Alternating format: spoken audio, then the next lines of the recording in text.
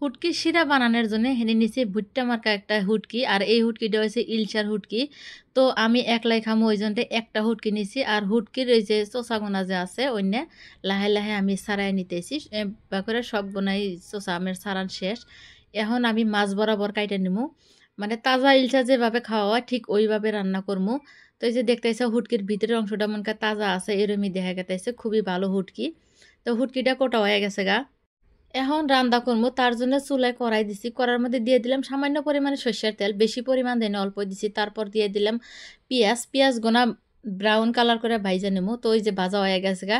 এখন দিয়ে দিলাম একটা আলু, আমি হুটকির হাতে আলু আর টমেটো দিয়ে রানবো, একটা টমেটো একটা আলু দিছি। তারপর দিয়ে দিলাম অনেক গোনা কাঁচামরিচ।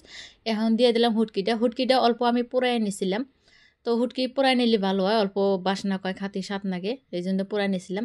এখন দিয়ে দিতেছি নুন মরিচ হলুদ, তারপর যা যা লাগে মানে মশলাপাতি যা লাগে সব কিছু দিলাম। দেওয়ার পর কিছু গোটা রসুন দিলাম। গোটা রসুন খাতি হুটকির হাতে খাতে আমার খুবই ভালো লাগে, তার জন্য দিয়ে দিলাম। এখন দিয়ে দিতেছি পর্যাপ্ত পরিমাণে পানি, যে পরিমাণে পানি লাগবো ঠিক ওই পরিমাণ অনুযায়ী দিছি। আর এটা যেহেতু হুটকি শিরা পানির পরিমাণ অল্প বেশি দিছি। তারপর দিয়ে দিলাম আমি ছেঁচা রসুন, রসুনটা আমি পরে ব্যবহার করি, আমার কাছে খুবই স্বাদ লাগে পরে দিলি, সোমবারে দিলে ভালো লাগে না, এই জন্য আমি পরতে দিয়ে দিই। তরকারি হয়ে গেছে গা, এই যে দেহ ঝোলের পরিমাণ ঠিক এরম থাকবো। এই অবস্থায় আমি নামায় অনেকক্ষণ রেখে দিচ্ছি, দেওয়ার পরে এরম হয়ে গেছে গা যে ঝোলটা আরও কিছু কমছে। তো এখন সম্পূর্ণ হয়ে গেছে গা, এখন ভাত খামো আমি। তো কিছু ভাত নিছি, ভাত নেওয়ার পরে এই যে শুটকির তরকারিটা দিছি, এক পিস শুটকি নিছি, আর দিয়ে দিলাম কয় ফালা আলু, আর দিয়ে দিলাম টমেটো। দেখছাও তরকারির কালারটা কত সুন্দর হয়েছে।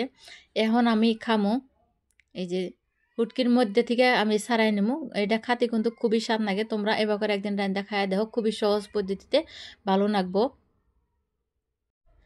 আমার কাছে তো খাতে খুবই ভালো লাগতেছে। তো বন্ধুরা তোমগোর কাছে কিরম লাগছে কমেন্ট করে অবশ্যই জানাও।